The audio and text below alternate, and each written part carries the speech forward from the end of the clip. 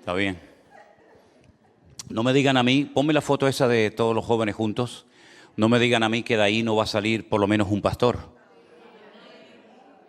Estamos orando constantemente por nuevos obreros y cuando miraba esa fotografía yo decía, Señor, ahí en ese grupo tiene que haber algún pastor, alguna persona que quiera servir al Señor de alguna manera. Y por otra parte también estaba pensando que, puesto que Estados Unidos es tan grande, es un país enorme, probablemente el año que viene habrá que hacer 2 o 3 campamentos en Estados Unidos, porque con uno no llega, es imposible. Es un país muy grande, ellos estaban al este y todavía queda muchísimo territorio, ¿no? Así es que bueno, damos gracias al Señor por esta oportunidad que tuvisteis de poder visitar ese país y también pensar en otras naciones como por ejemplo Colombia, donde hay tantos miles de jóvenes. Pienso que sería buenísimo hacer algo fuerte en Latinoamérica. En fin, vamos a ver hasta dónde podemos llegar. Hermanos queridos, ahora vamos a pasar a otro apartado, a otro tema. Yo también quiero darle públicamente las gracias a todos ustedes porque sé que estuvieron orando por nuestro viaje a Israel. Nosotros fuimos a un país que está en guerra hace 7 meses y ahora cuando venía por el camino me encontré con una chica que de vez en cuando viene aquí a la iglesia, que es una de las vecinas, que me dijo que estuvo viendo todo lo que transmitíamos, los vídeos cortitos que hacíamos en Israel y me preguntaba si no tuvimos miedo en ningún momento, si no nos sentimos con peligro. La verdad es que no. La verdad es que gracias al Señor en ningún momento ni el grupo ni nosotros tuvimos sensación de miedo, de peligro. Y mira que nos movimos, ¿eh? Estuvimos nada más llegar al aeropuerto de Tel Aviv y la gente venía con una ilusión tremenda, con unas ganas tremendas de conocer el país. De las 50 personas que llegaron al aeropuerto, solamente una no la dejaron pasar, la deportaron. Una chica de Colombia, nos dio mucha pena porque estuvimos allí esperando, pero bueno, por una serie de motivos no la dejaron pasar y claro, eso trajo una cierta tristeza al grupo porque es una hermana que había venido de Colombia y había con mucha ilusión y gastado su dinero y al final pues no la dejaron pasar. Algo así parecido a lo que le pasó a Anderson y a Silvia hace unos cuantos años atrás, ¿no? Bueno, entramos los 49 en el primer grupo. De ahí, pues, nos fuimos por toda la carretera de la costa, que es la que más seguridad nos ofrece. Llegamos a la ciudad de Tiberias. La ciudad de Tiberias es la capital de Galilea y allí estuvimos hospedados en un hotel 2 días, ¿vale? Visitamos, como siempre, en la zona de Tiberias el mismo lago, navegamos por el mar de Galilea, estuvimos en la ciudad de Capernaum, que era la ciudad donde Jesús fue después de que fuera echado. Recuerden que él nació en Belén de Judea, se crió en Nazaret, pero un día lo querían despeñar, lo querían matar en Nazaret y entonces él decide irse a Galilea y convierte la ciudad de Capernaum, un pequeño poblado de pescadores, en su cuartel general. Estuvimos allí con los hermanos, les explicamos todo lo que se ve allí, les enseñé la casa de la suegra, la casa de la suegra de Pedro, por donde fue descolgado aquel paralítico, ¿se acuerdan? Que dice que no cabían en la casa, todavía todo eso se puede ver. Vieron el molino comunitario, el famoso molino que dice el Señor, 2 mujeres estarán moliendo en un molino, la una será tomada, la otra será dejada. Les enseñé cómo es ese molino. Bueno, estuvimos también en un lugar llamado Tajma, que es donde el Señor hizo la pesca milagrosa, una de las pescas milagrosas, y donde restauró a Pedro. ¿Se acuerdan que días atrás Pedro había negado al Señor y el Señor va a Galilea y allí les hace la famosa pregunta a los discípulos, ¿habéis pescado algo? ¿Y la respuesta cuál fue? Toda la noche hemos intentado pescar y no hemos pescado absolutamente nada. Siempre digo allí, y lo quiero decir hoy aquí también, que me llama muchísimo la atención la respuesta de los discípulos. Toda la noche hemos intentado pescar y no hemos pescado nada. Toda la noche. Toda la noche. Unos días atrás el Señor les había pedido a varios de sus discípulos que oraran con Él 1 hora y se le quedaron dormidos. Qué cosas, ¿verdad? Para el Señor, cansancio, sueño, fatiga, pero sin embargo para la pesca, que por cierto fue un desastre, durante toda la noche no te entró sueño. Pero bueno, así es el hombre, ¿no? Estuvimos no solamente en esos lugares, después subimos a un lugar precioso que se llama el Monte de las Beatitudes o de las Bienaventuranzas, y estábamos solos. Es un lugar que siempre hay, no digo cientos porque sería una exageración, pero docenas de autobuses. Vienen cristianos de todas partes del mundo al lugar donde el Señor Jesucristo dio el famoso Sermón del Monte, que se encuentra en Mateo 5, 6 y 7, y estábamos solos, no había nadie.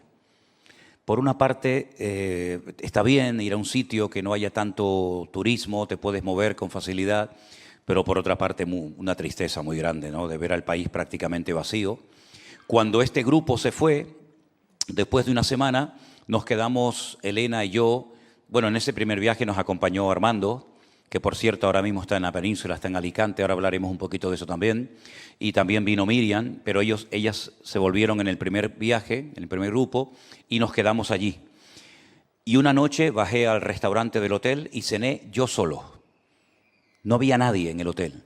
Cené yo solo en el hotel y esperábamos al segundo grupo. Hicimos prácticamente el mismo recorrido, aunque fue más amplio. Visitamos también otros lugares muy bonitos, muy interesantes.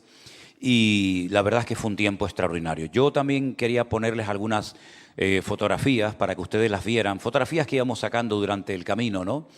Ya se ha sustituido la bicicleta por el camello. Antiguamente por esas calles se irían camellos, hoy en día van en bicicleta. Esta es una fotografía que la sacamos desde un lugar donde se ve al fondo la famosa cúpula de la roca, esa que es la cúpula dorada. Eso está en el lugar donde estuvo antiguamente el templo de Jerusalén, y ahora estamos en Jerusalén Este. Vete pasándola según yo te vaya diciendo. Vuelve para atrás. Ese cementerio que ustedes ven delante es uno de los cementerios más antiguos del mundo. Ese es el famoso Valle de los Huesos Secos. Ustedes se acuerdan que Ezequiel estaba cautivo en Babilonia y el Señor le muestra un valle lleno de huesos secos. Ese es el cementerio. Y le hace una pregunta muy interesante. ¿Vivirán estos huesos? Y el profeta Ezequiel le dice, no lo sé, Señor. Dice, profetízales, háblales. Y todos resucitaron y volvieron a la vida.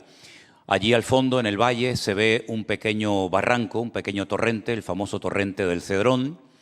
Y al fondo, pues ya sería el monte Moriah, que hoy en día está totalmente plano, pero que antiguamente, lógicamente, era una montaña donde Abraham subió a sacrificar a su hijo.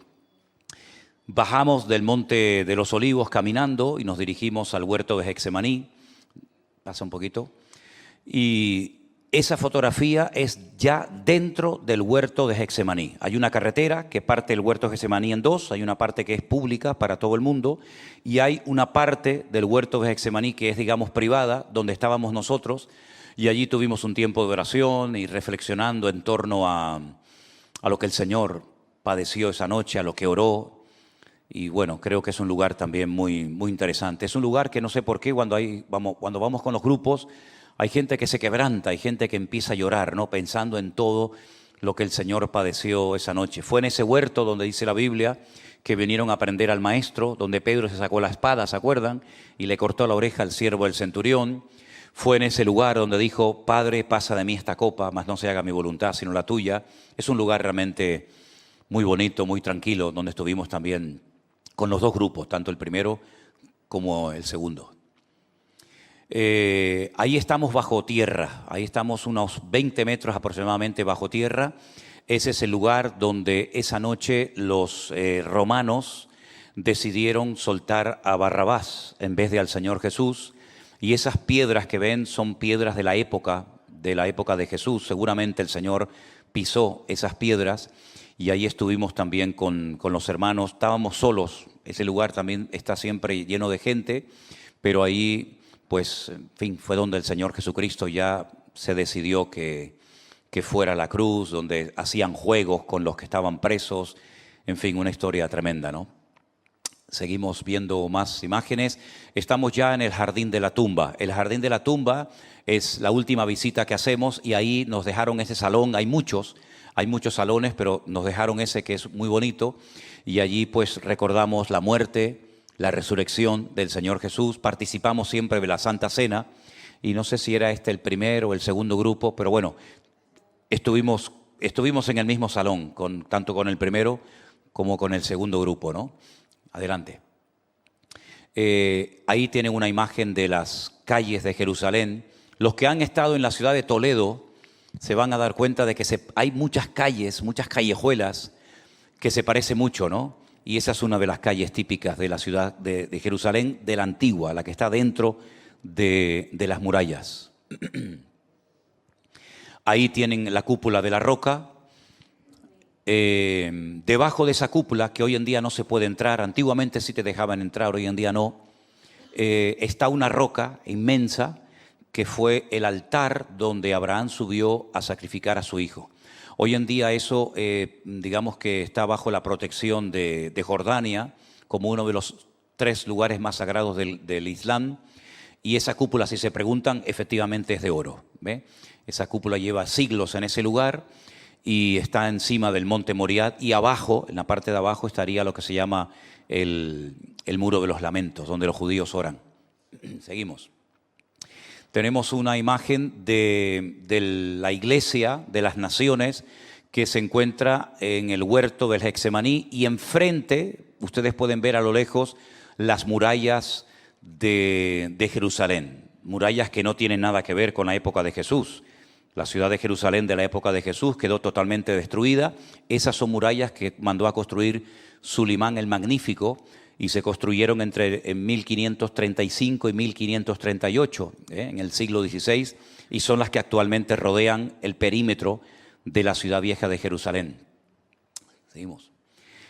Esos son 2 señores, una pareja que estaba por allí dando vueltas. Nos dejaron unos aparatitos para poder comunicarnos con el grupo. Esa fotografía no la quites. Esa fotografía la saqué porque cada vez hay más de estas mujeres. Son judías la mayoría de ellas. Van con un burka. Es raro que se le vean las manos porque también llevan unos guantes. Y son mujeres que me da una pena tremenda, tremenda, porque van totalmente cubiertas de día, de noche. Forman parte de una secta judía que es muy, muy conservadora. También hay algunas musulmanas que se visten así, pero hay un barrio que se llama el barrio de Mea Sharim, que significa el barrio de las 100 puertas, y es donde está esta secta judía que viven en la más extrema pobreza, se dedican a pedir por las calles, y es una lástima ver a esas mujeres, ¿no? Que no se les ve prácticamente nada. Es raro, ya digo, que se le vean las manos porque generalmente también las llevan tapadas. Esta fotografía es muy interesante. Esas son las escalinatas originales de la época del Señor Jesucristo, porque ahora mismo ven una pared, ahora mismo ven, digamos, un muro, pero antiguamente había unos pórticos por donde la gente entraba al templo de Jerusalén, y por esas escaleras subió el Señor Jesucristo en más de una ocasión. Hay 2 escalones estrechos y uno largo, 2 estrechos y uno largo, para que vayan subiendo lentamente. Se subía por un lugar, se bajaba por otro, para que la gente fuera reflexionando, porque se iban a encontrar con el Señor.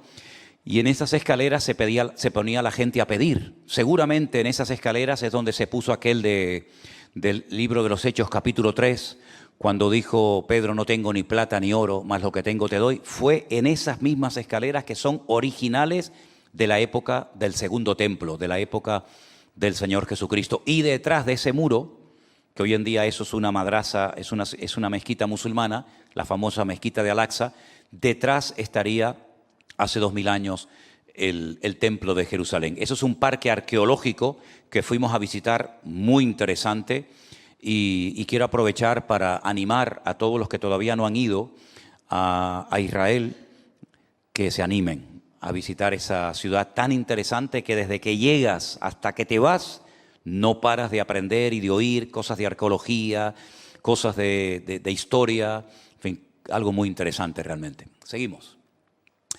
Bueno, ahí estamos navegando en el mar de Galilea, ¿sí?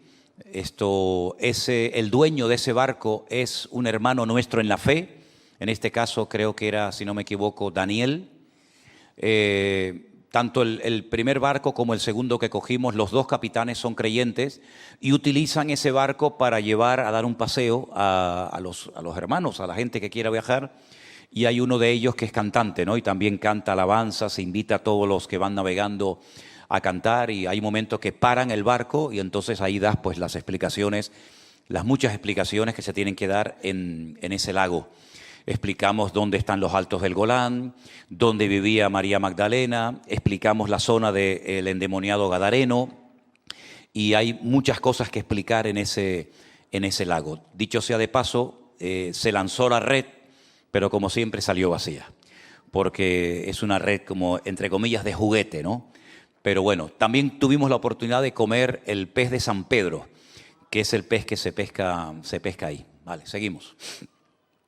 Estamos ya en una ciudad muy, muy importante para nosotros los cristianos, porque ahí, en esa ciudad de Cesarea, la Marítima, no la confundan con Cesarea de Filipo, ahí nació la iglesia gentil.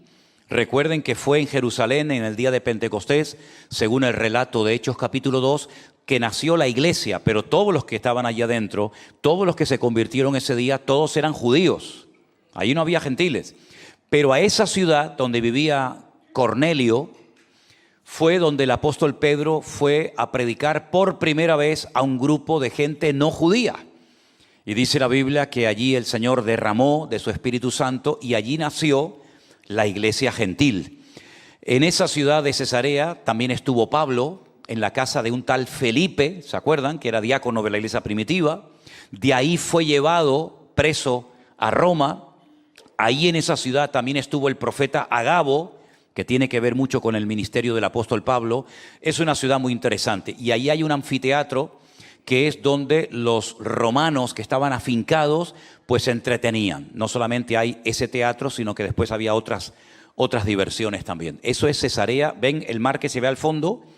Ese es el mar Mediterráneo. Ahí es donde empieza o termina el Mediterráneo, según cómo se mire. Si empieza ahí, termina en España, en el estrecho de Gibraltar. O empieza o termina, según cómo se vea. Seguimos. Ahí estamos preparándonos para hacer bautismos. Es el río Jordán, un lugar muy bonito que ha sido preparado, que ha sido diseñado específicamente para hacer bautismos. Eso siempre está lleno de cientos de hermanos que vienen de todas partes del mundo para ser bautizados en las aguas del río Jordán. Nosotros prácticamente estábamos solos. Al fondo había 3 o 4 personas de otro grupo o de otra iglesia, y tuvimos bautismos tanto con el primer grupo como con el segundo. Gracias al Señor el agua estaba calentita, ahí estamos bautizando, y bueno, gracias a Dios no estaban mis amigas las ratas gigantes del Jordán también. Este creo que fue el segundo grupo, porque creo que fue el grupo que más gente se bautizó, y ahí están todas las hermanas y algún hermano también que se bautizó en el río Jordán. Les hacía muchísima ilusión y tuvimos un día muy, muy bonito. Eso fue lo primero que hicimos, nada más levantarnos por la mañana, y ahí ya comenzamos el tour, el recorrido de ese día. Seguimos. ¿Estamos dónde? Ahora, sí. Estamos en el Monte de las Bienaventuranzas. De ahí del bautismo nos fuimos al Monte de las Bienaventuranzas. Es un sitio, digamos, preparado por la Iglesia Católica, y hay diferentes lugares para sentarnos y compartir la palabra y para orar. Y una vez más nos llamó mucho la atención que no había nadie. Estaba totalmente solo el país durante el primer viaje. En el segundo grupo ya comenzó a animarse grupos de diferentes países, de Filipinas, de Estados Unidos, de Etiopía también. Pero en el primer grupo el país estaba vacío, solo, sin nadie. Esas son las gradas del hipódromo. También había un hipódromo muy grande en Cesarea, la Marítima, y ese es parte del grupo que nos hicimos una foto ahí para el recuerdo, ¿verdad? Ahí estamos en el Monte de los Olivos. Al fondo tienen ustedes la ciudad de Jerusalén. Y allí hay muchas cosas que explicar, muchísimas cosas. A todo lugar donde mires hay una explicación. A todo lugar donde mires siempre hay historia bíblica que contar. Y es un sitio muy bonito. Además, los hermanos disfrutaron mucho porque allí hay un señor que te lleva en camello. Es el camello más caro del mundo. Un paseo de 3 minutos te vale $10.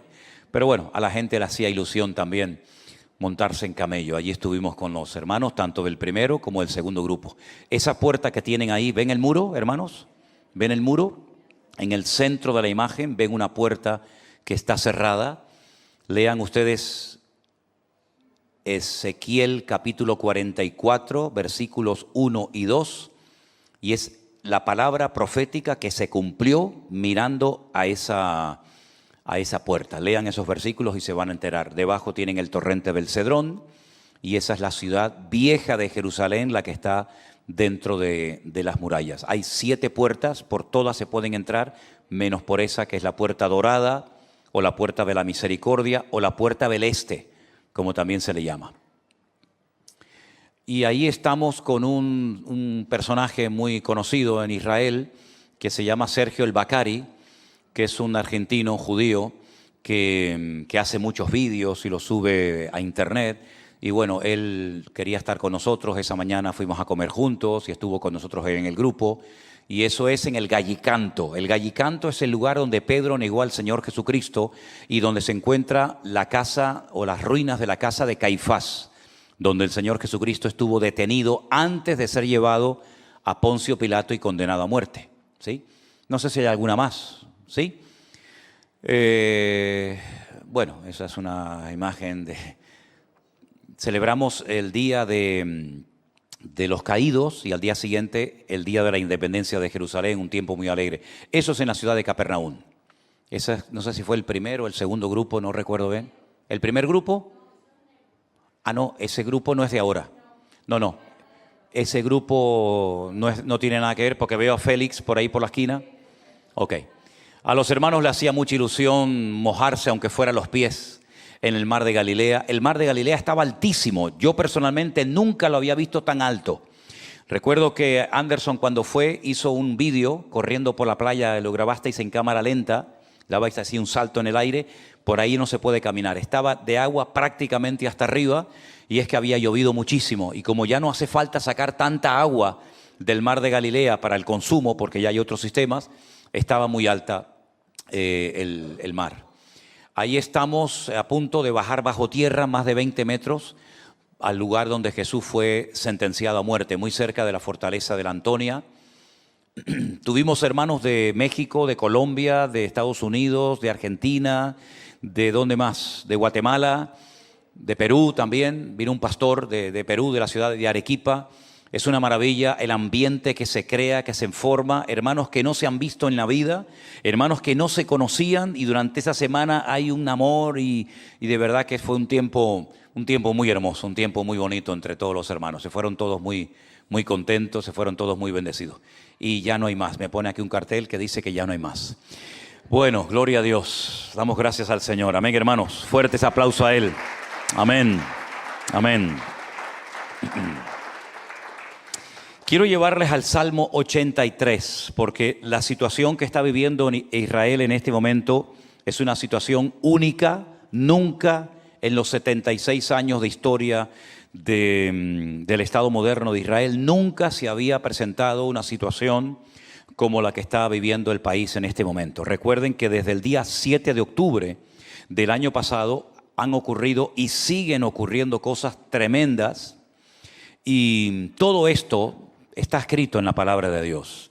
Dice la Biblia que cuando venga el fuego de prueba no nos tiene que sorprender nada en absoluto, porque todo está escrito, todo está estipulado por el Señor en su palabra. Lo único que tenemos que hacer es leer la Biblia, escudriñar las Escrituras, porque en ellas vamos a encontrar las respuestas a muchas de las cosas que están ocurriendo. Este salmo que vamos a leer en esta noche, el 83, lo escribió un tal Asaf. No es un salmo de David, es un salmo de Asaf, un músico, una persona que componía canciones. De hecho, encima del capítulo 83 pone cántico, salmo de Asaf. Luego, lo que se hacía y lo que se hace es cantar más que leer este salmo. Nosotros no lo vamos a cantar, nosotros lo vamos a leer. Pero parece que está describiendo la situación actual de Israel. Y es un salmo que tiene miles de años de antigüedad. Sin embargo, van a encontrar cosas muy parecidas a la que le está pasando a Israel en este momento. Empiezo leyendo por el versículo 1 y dice así la palabra del Señor. Lo podemos poner en la pantalla, ahí lo tenemos. Oh Dios, no guardes silencio. No calles, oh Dios, ni estés quieto. Porque aquí rugen tus enemigos, y los que te aborrecen alzan cabeza. Contra tu pueblo han consultado astuta y secretamente, y han entrado en consejo contra tus protegidos. Han dicho: venid y destruyámoslos para que no sean nación y no haya más memoria del nombre de Israel. Porque se confabulan de corazón a una, contra ti han hecho alianza. Las tiendas de los edomitas y de los ismaelitas, Moab y los agarenos, Jebal, Amón y Amalec, los filisteos y los habitantes de Tiro, también el asirio se ha juntado con ellos, sirven de brazo a los hijos de Lot. Hazles como a Madián, como a Sísara, como a Javín en el arroyo del Cisón, que perecieron en Endor y fueron hechos como estiércol para la tierra. Pon a sus capitanes como a Oreb y como a Zeeb, como a Zeba y a Zalmuna, a todos sus príncipes que han dicho: heredemos para nosotros las moradas de Dios. Dios mío, ponlos como torbellinos, como hojarascas delante del viento, como fuego que quema el monte, como llama que abrasa el bosque. Persíguelos así con tu tempestad y atérralos con tu torbellino. Llena sus rostros de vergüenza y busquen tu nombre, oh Dios. Sean afrentados y turbados para siempre, sean deshonrados y perezcan, y conozcan que tu nombre es Jehová, y tú solo Altísimo sobre toda la tierra. ¿Cuántos dicen amén? Desde siempre, siempre el hombre intentó destruir al pueblo de Israel, al pueblo de Dios. Y aunque estos enemigos que aquí se nombran, Moab, Jebal, Amok, Amalek, los ismaelitas, edomitas, filisteos, etc., eran enemigos y se peleaban entre ellos, se juntan cuando tienen un enemigo en común. Aunque luego se matan entre ellos, ¿verdad? Pero ahora se juntan las naciones de la tierra.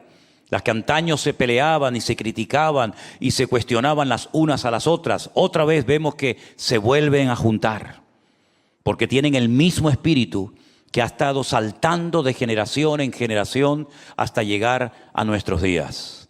Y hay eslogan y hay lemas que se han hecho famosos en las universidades, en las calles, en las escuelas, en todas partes, reclamando que toda Palestina, ¿verdad?, desde el río hasta el mar, tiene que ser para un solo pueblo, ¿verdad? Aunque después maticen, aunque después quieran corregir el error que han cometido. Pero sea como sea, Israel se está viendo cada vez más solo. Hay más de 140 países en el mundo, incluido, para vergüenza nuestra, España también, con su presidente a la cabeza, que ellos unilateralmente, olvidando los grandes problemas que tienen en casa y olvidando el país que lideran, que para eso fueron elegidos, no para gobernar y para decirle a los demás lo que tienen que hacer, sino para arreglar los problemas que tenemos en casa, pues son capaces de dar soluciones y de dar consejos y de hacer cosas para solucionar problemas que nadie, ningún político, ninguna nación de la tierra, ni todo el mundo entero tiene la capacidad de arreglar, sino solamente el Señor cuando Él venga en su segunda venida. Piensan que con sus acuerdos, con sus declaraciones y con todo lo que hacen ya van a solucionar. Ya la semana que viene o dentro de un año todo se va a solucionar, todo va a volver a la normalidad. Pero se olvidan que desde el río hasta el mar, en ese territorio, en esa anchura y en esa longitud, hay 13 millones de personas. Que solamente un 20% no son judíos. Y hay etnias que también tienen su ciudadanía israelí, como por ejemplo los beduinos, como por ejemplo los drusos, ¿verdad? Y otras minorías. ¿Y qué hacemos con esos millones de personas? ¿Los tiramos al mar, como propuso Jordania hace años? ¿Los arrasamos de la faz de la tierra para que no sean nunca más nación y se apoderen del territorio que Dios, el Eterno, el Creador, decidió unilateralmente darles a los hijos de Jacob? Eso no lo cuentan, solamente cuentan lo que les gustaría que sucediera, pero subliminalmente, indirectamente, pasan por alto que en ese país, repito, hay 13 millones de personas, de los cuales la inmensa mayoría son judíos. ¿A dónde van si nadie los quiere? No los quieren en Europa, en ninguna parte. No los quieren en América, no los quieren en ninguna parte del mundo. ¿Y a dónde los metemos? Bueno, pues ellos tendrán que dar respuestas, ya que son tan sabios y tan inteligentes en sus argumentos y en sus declaraciones, ¿verdad? Pero vemos que nuevamente se vuelve a repetir lo del Salmo 83. Y estamos en el 2024, estamos en pleno siglo XXI y todavía se sigue hablando de ese pequeño pueblo, el único país, el único estado del mundo que pertenece a Israel. Sin embargo, hay 1.000 millones de musulmanes, 1.000 millones de árabes, con docenas de países, con millones y millones de kilómetros cuadrados, países con recursos tremendos que no tiene nadie más que ellos, pero sin embargo se empeñan en que ese pequeño territorio tiene que volver a ser recuperado, porque el Islam, la causa del Islam, dice que todo territorio que en su época perteneció a ellos tiene que volver a ser recuperado para que la gloria de Alá no fenezca. Y es interesante ver cómo el mundo espiritual está cambiando de una forma tremenda y personas que no saben ni dónde está ese país y cómo son esa gente y qué costumbres tienen y por qué están allí y cómo llegaron allí, etcétera, etcétera, son capaces de hablar sin argumentos, sin ninguna idea, se suman a la masa, creyendo que la masa, creyendo que la mayoría tiene la razón, y no siempre la mayoría tiene la razón. Amén, hermanos. Y les voy a poner un ejemplo bíblico para que ustedes vean cómo a veces la mayoría se equivoca. La Biblia dice que cuando llegaron a la frontera de la tierra prometida, de Canaán, como se llamaba en aquel entonces, Moisés no pudo entrar. Pero la palabra de Dios nos dice que 40 años más tarde, ¿verdad?, lograron entrar con Josué. Pero hay una situación, hay un pasaje en la Biblia muy interesante donde Moisés envía exploradores para que reconozcan la tierra, para que cuando retornen informen al pueblo de cómo es el país, puesto que ellos no lo conocían. No había enciclopedias, no había internet, no había redes sociales, no había mapas, no había fotografía. Había un desconocimiento total de cómo era la tierra que Dios les había prometido a sus antepasados, Abraham, Isaac y Jacob. Ellos querían ver si la tierra tenía agua o no, porque ellos venían de un país que siempre tiene agua. Tenían el río, está el río más largo del mundo, 6.666 kilómetros de largo, tiene el río Nilo. Nunca se ha secado, siempre tenían agua. Venían de un país que conocían perfectamente, donde habían vivido 400 años ellos y sus antepasados. Pero Canaán, ¿cómo es Canaán? Entonces enviaron a 12 exploradores para que durante 40 días reconocieran el país. Cuando regresaron estas personas, uno de cada tribu de las tribus de Israel, 10 de ellos, repito, 10 de ellos, la mayoría, dieron un informe pésimo. Y todo el pueblo se puso a llorar y a lamentar. Y comenzaron a decir tonterías. Y comenzaron a decir, volvamos a Egipto. Porque la tierra dice que traga a sus moradores, lo cual era mentira.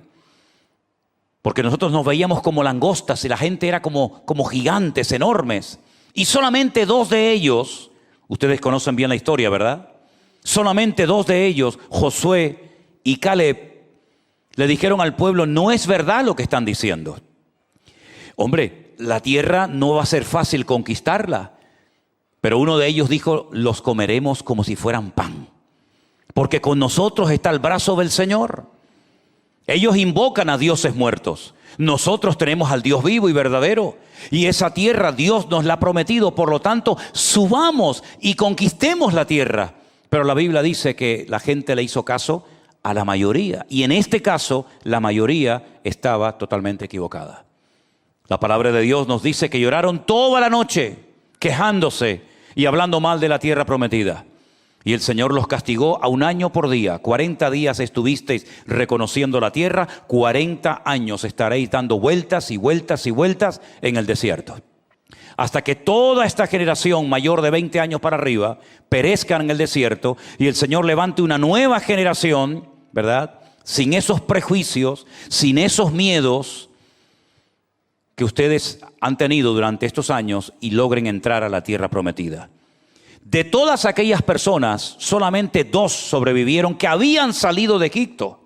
Claro, ya eran ancianos, ya eran personas de una edad muy avanzada, Josué y Caleb. La Biblia nos enseña que cuando van a entrar a la tierra prometida, Caleb le dice al que está ocupando el puesto de Moisés: yo quiero mi parte, yo quiero la porción que me corresponde y quiero el lugar que yo pisé cuando era joven. Hace 40 años atrás yo entré como uno de los exploradores de la tierra y yo pisé un monte, y ese monte es el monte Hebrón, donde ya estaba enterrado Abraham, Isaac y Jacob. Y yo quiero ese monte para mí y para mi descendencia. Le dicen, en ese monte viven los gigantes, los hijos de Anac. Pero también estaban los gigantes de la fe. Y ese es el monte que él quería y conquistó para la gloria del Señor, como heredad perpetua, ¿verdad? Así que no siempre la mayoría tiene la razón. Y nosotros cada vez vamos a sentirnos minoría en medio de una gran masa de mayoría que no quieren hacer caso a la palabra de Dios. Nuestros jóvenes tienen que saber, los niños de la escuela dominical, los adolescentes de nuestra iglesia, tienen que saber y tienen que prepararse para vivir como minoría en sus institutos y en sus escuelas.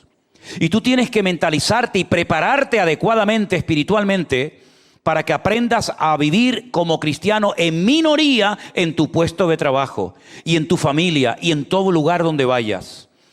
Pero hoy se dijo desde este mismo púlpito, y Anderson lo mencionaba, que hubo un profeta que en medio de esa gran masa de idólatras, de incrédulos y de gente que no terminaba de decidirse, se sintió mal, se sintió incómodo, incluso le llegó a pedir al Señor que le quitara la vida. Y es cuando el Señor le dijo: hay 7,000 personas que no han doblado su rodilla ante las estatuas de Baal. Él no los conocía, seguramente nunca los conoció, pero el Señor tenía un remanente fiel que en medio de la idolatría, en medio del pecado del pueblo, se habían mantenido fieles al Señor. ¿Y saben qué? Nosotros formamos parte de ese remanente del Señor. Nosotros formamos parte de ese remanente que no quiere claudicar, que no quiere dejarse contaminar ni manipular por nada ni por nadie. Nosotros formamos parte de ese remanente que sigue amando y respetando al Señor y creyendo en Él y sujeto a su palabra, y que no quiere ir a favor de la corriente, sino más bien en contra de la corriente establecida por el hombre. Y el Señor tiene promesas para aquellas personas que son fieles hasta la muerte. Dice la Biblia: yo te daré la corona de vida, pero sé fiel hasta la muerte. Me vienen a la mente las palabras del apóstol Pablo, prácticamente su despedida, cuando le escribe al pastor de Éfeso, Timoteo, y le dice: he peleado la buena batalla. No ha sido fácil llegar hasta aquí, He tenido que pelear. Tenía su espalda llena de heridas, de cicatrices, de marcas que le habían infringido los seres humanos. Pero he peleado la buena batalla. He acabado la carrera. No tiré la toalla en mitad del camino. Me he mantenido fiel, apegado al Señor, aunque todos me han abandonado, aunque me causaron muchos males, etcétera, etcétera. Pero el Señor siempre estuvo a mi lado y me dio fuerzas y me libró de la boca del león, y pude cumplir con mi llamado. Por lo demás, dice Pablo, solamente me queda recibir la corona, la cual me dará el juez justo en aquel día, y no solamente a mí, sino a todos los que aman su venida. En otras palabras, el esfuerzo tiene galardón. El esfuerzo, la tenacidad, la fidelidad, la constancia no es perder el tiempo, sino todo lo contrario. Claro que te vas a sentir como minoría, claro que te vas a sentir poco valorado o nada valorado, pero no tienes que sorprenderte, porque esta es una de las señales de los últimos tiempos que ya la estamos viviendo en nuestras vidas. Amén, hermanos. Vete a cualquier cafetería, habla con cualquier persona, Vete al lugar que tú quieras y siempre te vas a dar cuenta de que hay algo en la atmósfera que ha cambiado de un tiempo a esta parte. Yo me atrevería a decir que desde el 2020 el mundo espiritual ha cambiado. El mundo espiritual, la gente ha cambiado, las conversaciones han cambiado, todo ha cambiado desde el 2020, porque yo creo que en ese año comenzó una cuenta regresiva y ya el Señor nos dio un pequeño botón de muestra de lo que se nos venía encima. Comenzaron a cambiar cosas en lo natural. La gente no podía salir a las calles, los aviones no volaban, los barcos no atracaban en los muelles correspondientes. Todo el mundo encerrado, las iglesias, los colegios, los hoteles, todo cambió en lo natural. Pero ¿cuántas veces me habéis oído decir que lo natural es simplemente un reflejo de lo espiritual? Se cerraron muchas cosas, pero también en lo espiritual se cerraron muchas cosas. Y vemos, por ejemplo, que los medios de comunicación están en manos del diablo. Y utiliza personas con estudios, con carrera, con influencia, políticos, abogados, periodistas, deportistas, cantantes, etcétera, para pelear por causas que ni siquiera saben dónde nacieron y cuál es el fin de todas y de cada una de ellas. Y estamos viendo cómo el ambiente espiritual sigue y sigue y sigue cambiando. Y estamos viendo cómo proliferan otras religiones, ¿verdad? Y estamos viendo cómo cada vez quieren presionar y apagar la luz del evangelio y a los cristianos, pero mantente fiel hasta la muerte y el Señor te dará la corona de la vida. Pero tienes que acostumbrarte a trabajar, a lidiar con una cruda realidad. Somos minoría en medio de una gran masa que ha decidido seguir por otro derrotero, por otro camino. Pero la palabra del Señor nos enseña que los que se sientan débiles tienen que decir: fuerte soy en el Señor. Porque nada ni nadie nos podrá separar del Señor salvo tú mismo. Ni la muerte, ni la vida, ni ángeles, ni principados, ni potestades, ni lo alto, ni lo profundo, ninguna cosa creada nos podrá separar del amor de Dios que es en Cristo Jesús Señor nuestro, salvo tu misma persona. Tú puedes desconectarte, tú puedes soltar la mano del Señor y volverte uno más de la mayoría para que no te critiquen, para que no te persigan, para que no se burlen de ti, para que no te hagan bullying en las escuelas. Por eso, insisto una vez más, ya lo dije el domingo, en las escuelas dominicales de nuestras congregaciones hay que enseñarle a nuestros chicos a tener respuestas por si les preguntan algo, pero sobre todo que se acostumbren a vivir en minoría en medio de sus colegios, universidades, escuelas o donde quiera que vivan o donde quiera que se muevan. Porque es la tónica, es la característica principal de esta generación de creyentes hoy en día. Siempre la iglesia ha sido perseguida, no es nada nuevo. Pero en los últimos tiempos, y estamos en los últimos tiempos, vamos a ver cómo por un lado Dios bendiciendo, por un lado Dios prosperando, por un lado Dios abriendo puertas, pero por otro lado al mismo tiempo el enemigo tratando de impedir, de obstaculizar, de frenar, de debilitar, de enfermar, etcétera, etcétera, aquellos que hemos decidido en serio ir con el Señor. Y habrá momentos en los que van a cuestionarte. Incluso llegará el momento en el que te digan: con esa religión no te voy a contratar en este puesto de trabajo. ¿Qué te parece?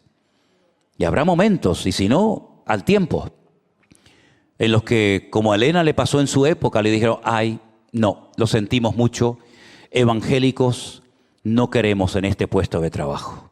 Buscamos otro perfil de persona. Ya ha pasado en España, no es nada nuevo. Y probablemente habrá momentos, como por ejemplo está pasando en grandes universidades de lujo, donde estudian gente de un nivel económico tremendo, que les están diciendo: ustedes no pueden entrar a estudiar a estas universidades a partir de ahora.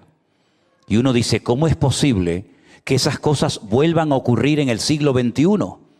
Porque antes era uno contra todos, ¿se acuerdan? Hace muchos años, ¿verdad? Uno contra todos. Ahora se ha dado la vuelta a la tortilla y ahora son todos contra uno. Pero ahí vamos a ver la gloria del Señor. Porque nunca he visto a Israel tan sacudido en estos más de 20 años que llevo viajando y conocemos a muchos hermanos. Nunca he visto a la gente tan sacudida, desen cuenta de que muchos han perdido amigos, abuelos, primos, sobrinos, nietos, hijos, con todo este conflicto, no solamente lo que pasó el día 7 de octubre, sino después. Una de las cosas que me gusta hacer, y lo hemos hecho con el primer grupo y con el segundo, es invitar a hermanos de Israel, sobre todo de Jerusalén, que vengan al hotel y en un salón que nos prestan, que den testimonio, que saluden a los hermanos, que cuenten cómo está la situación de la obra. Y esto es muy bonito para los que están en el grupo, conocer a hermanos de allí, oír sus testimonios, oír cómo hay hermanas que tienen a uno y a dos y a todos sus hijos en el ejército, orando todos los días por ellos, porque en cualquier momento, Dios no lo permita, les puede llegar la noticia de que su hijo o su hija ha fallecido, ¿verdad? Y después hay un momento de donde se abrazan y se saludan los hermanos. Y es maravilloso ver a los hermanos que viajan, cómo saludan a los hermanos de allí y los hermanos de allí agradecen, ¿verdad? Cómo vamos a levantarles el ánimo, a darles un abrazo, a cantar, a orar junto con ellos. Y es un tiempo realmente extraordinario. Pero una mañana salimos a dar una vuelta, teníamos ese día libre, ya el grupo se había ido, estábamos esperando al segundo grupo y fuimos a diferentes lugares. Una cafetería, una tienda, etcétera. Y cuando hablábamos con la gente, notábamos como que estaban como idos, como en otro mundo, ¿no? Y me pasó en varios lugares y con varias gente. Hablamos con militares, hablamos con religiosos, hablamos con todo tipo de personas. Y la gente está tan golpeada que todavía algunos no terminan de creerse lo que está ocurriendo. ¿Cómo es posible que hayan llevado niños pequeñitos, bebés, secuestrados, ancianos, familias enteras, con lo que eso implica? Estar 7 meses bajo tierra, con mala alimentación, con un ambiente húmedo, frío, ¿verdad? Es tremendo las cosas que están sucediendo en aquel lugar. Y las iglesias están orando. Y nosotros tenemos ahora que apoyar a nuestros hermanos más que nunca. Amén, hermanos. Como nos gustaría que oraran por nosotros si estuviéramos en semejante situación. Y cada vez se va como perdiendo la esperanza de que aquellas personas que fueron secuestradas hace ya más de 7 meses, ¿cuántos quedan con vida hoy en día? ¿Cuántos quedan con vida? Y cada vez se van descubriendo más cosas y auténticas autopistas por donde viajan camiones y coches llevando comida y contrabando de muchas cosas que han permitido desde el 2005 que salió Israel de la Franja de Gaza estar armados hasta los dientes. Y uno se pregunta cómo es posible que todavía tengan tanto armamento y tantas cosas que todavía siguen utilizando. Yo tengo una aplicación, se llama el Zeba Adon, que cada vez que lanzan un misil me suena. Y todavía siguen lanzando cada día y más y más y más y más cohetes. Es increíble, hermano, la situación espiritual de Israel. Y a Israel le va a pasar lo que la Biblia dice, que se va a ver más solo que la una.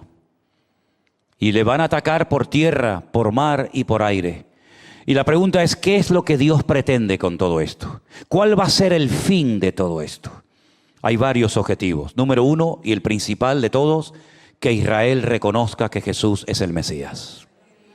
Si ahora mismo todo Israel, desde el presidente, y estuvimos a punto, porque tenemos una hermana en la fe que su marido trabaja en la casa del presidente, no del primer ministro, del presidente de Israel, y estuvimos a punto, no nos dio tiempo de ir a visitar al presidente de Israel, probablemente lo haremos en la próxima ocasión. Estuvimos a punto de ir allí y, si nos permite, incluso orar por él, ¿verdad? Cosa que hemos hecho por otras personas. Pero vemos cómo Israel ya no cuenta prácticamente con el apoyo de nadie, salvo, curiosamente, el apoyo de Alemania. Alemania se está portando de maravilla con el pueblo de Israel. Es increíble el ejemplo mundial que está dando esa poderosa y hermosa nación a todo el mundo, enfrentándose a todo el mundo, y para vergüenza nuestra, nuestro país. ¿Qué podemos decir de nuestro querido país? ¿Qué podemos decir de nuestro señor Pedrito? ¿Qué les parece? Qué tremendo, ¿no? El adalid, el vocero del infierno. Tremendo, ¿no? Así que vienen tiempos difíciles, vienen tiempos peligrosos, para ti y para mí también como creyentes. Pero ya estos años, estos estudios que hemos recibido, estas experiencias que hemos tenido, todo lo que hemos aprendido, creo que nos ha preparado para poder soportar la prueba que se avecina sobre todas las naciones de la tierra. Porque otro de los objetivos, que también el diablo tiene en su agenda, no solamente el Señor, también el diablo tiene en su agenda crear un caos mundial en todo, en la economía, en la familia, en los colegios, en las universidades, en la sociedad, para que al final se pueda presentar el que va a ser, desde el punto de vista de ellos, la respuesta a todos los males habidos y por haber. Aquel personaje siniestro que dice la Biblia que vendrá ofreciendo lo que el mundo no va a tener, ni paz ni seguridad. Y todos sabemos cómo va a empezar esto, y de dónde va a venir, y cuánto tiempo va a estar, y cómo va a ser guerra a todas las religiones del mundo, y cómo se va a reconstruir el tercer templo de Jerusalén. Es que tenemos tanta información que no hay excusa para no mantenernos firmes en este tiempo al Señor, hermanos. Porque tenemos más información de la que necesitaríamos para vivir en victoria. Y ese personaje está pronto a levantarse, no le quepa la menor duda, porque el mundo no aguanta más. Porque el mundo se ha puesto patas arriba, al revés, donde lo malo es bueno, lo bueno es malo, lo dulce es salado, lo salado es dulce, y vemos cómo ya el sentido común ha desaparecido, ya no hay principio, ya no hay moral, ya no hay nada. Y personas de la banderita de colores son capaces de defender a un grupo de personas que, si pudieran, acabarían con ellos en 5 minutos, porque lo dicen muy claramente. Así que, mis hermanos queridos, vivimos en un mundo de confusión, en un mundo donde va a ser sacudido de una forma tremenda, pero donde vamos a ver cada día más y más la manifestación del poder de Dios. ¿Y en qué me baso? ¿En un sentimiento? ¿En una emoción? Yo no me muevo así. Yo me baso en la Escritura, en la palabra de Dios, que dice que donde abunda el pecado, sobreabunda la gracia del Señor. Y cada vez vemos que el pecado abunda y abunda y abunda, pues vamos a tener necesidad de volver a ver milagros y señales y prodigios, porque así nació la iglesia y así terminará el pueblo del Señor, en un mover del Señor espectacular, donde vamos a ver que cada día el Señor nos guarda y nos bendice y nos abre puertas cada vez más grandes para la predicación del Evangelio. Amén, hermanos. Aprovechemos el tiempo, hermanos. Háblale a tu compañero de trabajo, a tu vecino, a esa señora, a ese amigo que ves todos los días, al que no conoces. ¿Qué dije el domingo? 15 minutos al día. Sales a la calle. Señor, úsame. No sé con quién tengo que hablar. No sé si tengo que ir a la derecha o a la izquierda, pero en cuanto salgas del portal de tu casa, ¿me estáis oyendo?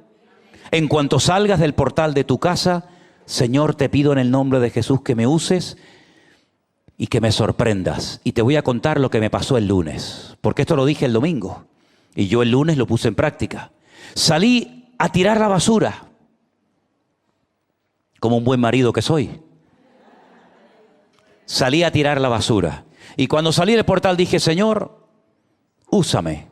Yo dije el domingo a los hermanos que estuviéramos atentos a lo que el Señor tenga preparado, y te pido que me uses. Y nada, era nada de aquí al cubo de basura y volver. Pero cuando voy al cubo de basura, de repente oigo que alguien me dice, Shalom, pastor. Upa, cuando me dicen Shalom, me brotó el corazón y miré, y era una hermana de Haifa, de Israel, que ha estado en varias ocasiones aquí en nuestra iglesia, nuestra hermana Judith, que estaba pasando unos días en Tenerife y le estaba hablando del Señor a otra persona que estaba sentada en un banco en la placita de aquí cerca de Tomé Cano. Y estuve hablando con ella y tal. Cuando volvía, para no volver otra vez por delante e interrumpir la conversación, porque vi que le estaba hablando del Señor, me fui por la acera de enfrente y cuando iba caminando oigo, pastor, pastor, por favor, ayúdeme. Y yo digo, Dios mío, ¿pero esto qué es? Parece que estoy en el libro de los Hechos. Pastor, pastor, ayúdame. Y miro así para atrás y era un muchacho, un joven, que también ha venido en varias ocasiones a la iglesia y me dice, le estoy hablando a una señora aquí en una cafetería, en un bar, y necesito que me ayude porque tiene un hijo drogadicto y le estoy hablando del Señor y ya no sé qué más decirle. Venga, pastor, venga. Bueno, me voy a la cafetería y entonces la señora estaba dentro de la cafetería y le dice, no sé cómo se llamaba, salga, salga, que está aquí el pastor y le puede ayudar. Oye, aquella palabra fue una varita mágica. Cuando dijo, salga, salga, que está aquí el pastor, todos los que estaban en la barra hicieron. 3 mujeres que estaban en la calle y otro más hicieron. ¿Tú eres pastor? Digo, sí, pero no de ovejas, ¿eh? ¿Tú eres pastor? Sí. ¿Y qué es eso de pastor? Y me vi con 7 personas en la barra de un bar, hablándoles de lo que es un pastor, hablándoles del Señor. Luego salió la madre desesperada porque tiene, no un hijo, perdón, un sobrino con muchos problemas con las drogas. Estuvimos hablando, estuvimos allí mencionando la palabra del Señor. Y entonces le decía a la gente, escúchenlo, escúchenlo, que a él lo conocen millones de personas. Y la gente del bar estaba así como diciendo, pero ¿habrá caído un extraterrestre del cielo? ¿Este tío quién es? Eso fue el lunes. Si cada uno de nosotros, cuando fuéramos a tirar el cubo de la basura o a pasear el perro, mira, la mejor manera de testificar es comprándote un perro, ¿eh? ¿Cuántos tienen perro? ¿Usted quiere uno? Hay que hacerle un regalo a Cruzita. Dice que quiere un perrito. ¿Grande o pequeño, Cruzita? Sí, puede ser chiquito. ¿Tiene alguna raza en particular? Cualquiera. Hermanos de la iglesia, hay que levantar una ayuda para comprarle un perrito a nuestra hermana Cruzita, ¿eh? Vamos a buscarle un perrito. Vamos a buscarle un perrito. ¿Les parece, hermano? Mira qué fácil hacer contenta a una hermana de la iglesia. Con un perrito. ¿No quiere que se vaya un joven a usted a su casa? Un jovencito de la iglesia no le sirve. Quiere un perrito mejor. Un perrito, un perrito. Dice que jóvenes no. Si cada uno de nosotros saliéramos a la calle con esa expectativa, Señor, úsame. Señor, úsame, no sé a dónde voy para allá. Capaz que es este que me viene, capaz que es aquel que está sentado, no lo sé, Señor, pero que algo suceda, Señor. Te vas a llevar tantas sorpresas que vas a decir, Dios mío, ¿por qué no hice esto antes? ¿Por qué no he practicado esto antes? Yo quiero que tengas esta ilusión y que lo pongas en práctica y te vas a llevar muchas sorpresas agradables. Y si al final de la conversación con tu amigo, con tu vecino, con tus parientes o con quien sea, le puedes decir, oye, ¿quieres que terminemos esta reunión, esta conversación? ¿Me dejas orar por ti? Imagínate las sorpresas que te puede llevar si cada uno de nosotros ponemos en práctica esto. Hermanos queridos, somos la sal de la tierra. ¿Qué era la sal en aquel tiempo? Algo que servía como antídoto para frenar la descomposición de la carne y de los pescados. No había hielo, no había frigoríficos, no había neveras. La única manera de conservar la carne y el pescado que se pescaba durante largo tiempo era salándolo. Nosotros podemos todavía hacer muchas cosas para esta sociedad. Y somos la luz. ¿Para qué es la luz? Para iluminar en medio de las tinieblas. Es que no vemos que España está en tinieblas. Es que no vemos que el mundo necesita gente que brille, que sean diferentes, que no hablen igual, que no piensen igual que los demás, que actúen diferente. Es que no lo vemos. Pues hermanos, aprovechemos las ocasiones y nos vamos a llevar agradables sorpresas. ¿Cuántos dicen amén? Cierra tus ojos ahí donde estás en esta tarde y dile al Señor, Señor, yo lo quiero hacer, Señor. Tal vez nunca lo has hecho. Tal vez nunca te has atrevido a decir, Señor, quiero hablarle a alguien nuevo de la calle, pero no sé cómo hacerlo. Tú ora al Señor y ya verás cómo el Señor te va a sorprender. ¿Te acuerdas, Felipe, el diácono de la iglesia primitiva? Estaba muy ocupado en sus cosas, hasta que un día el Señor le dijo, ve al desierto, Felipe. Ve al desierto, aunque no entiendas nada, tú obedéceme, ve al desierto. Y había uno solito, que se lo encontró leyendo la Biblia, se lo encontró leyendo una porción del profeta Isaías, capítulo 53. El hombre leía y no entendía nada, el pobrecito. Y Felipe, utilizando una simple pregunta, le dice: amigo, ¿entiendes lo que estás leyendo? Y le dice el etíope: ¿y cómo voy a entender esto si alguien no me lo explica? El Señor sabía que iba leyendo montado en su carro una porción del libro del profeta Isaías. El Señor lo veía y mandó a Felipe el obediente. Y Felipe le testificó y le habló, y más tarde lo bautizó y siguió gozoso su camino.